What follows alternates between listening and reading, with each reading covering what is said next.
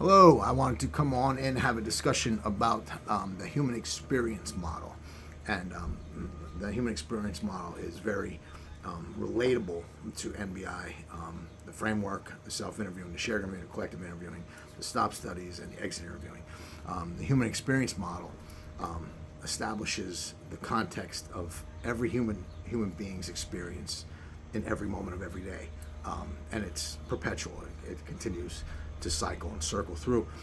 And that's why your identity is the most dynamic experience you'll ever have in your life. It's constantly shifting, it's constantly shaping, evolving, maturing, and developing in every moment of every day.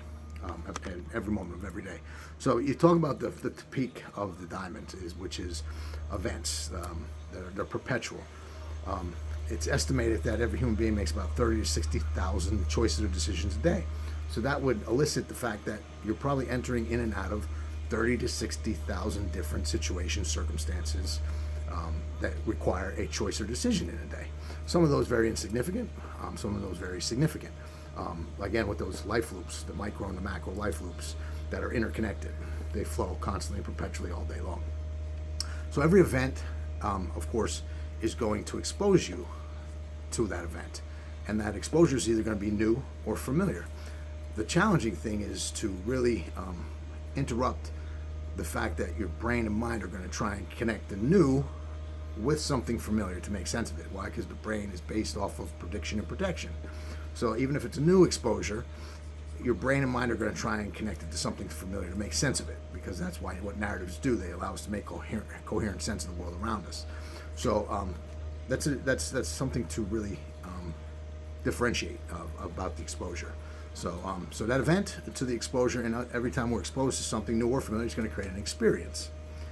In that experience is where our mind and brain create a relationship with it. That relationship to the experience is where the narrative is written, because that relationship is based in the narrative, the story we tell ourselves about what we are experiencing. That narrative is what shapes the memory. Every memory is attached to an emotion. Now, this is important because that experience, the relationship to it, the narrative and the memory, are the things that are evolving, shaping, developing, and maturing the identity. So in that process, event to exposure to experience to identity. The identity piece is important because it's so dynamic. Remember, it's not static.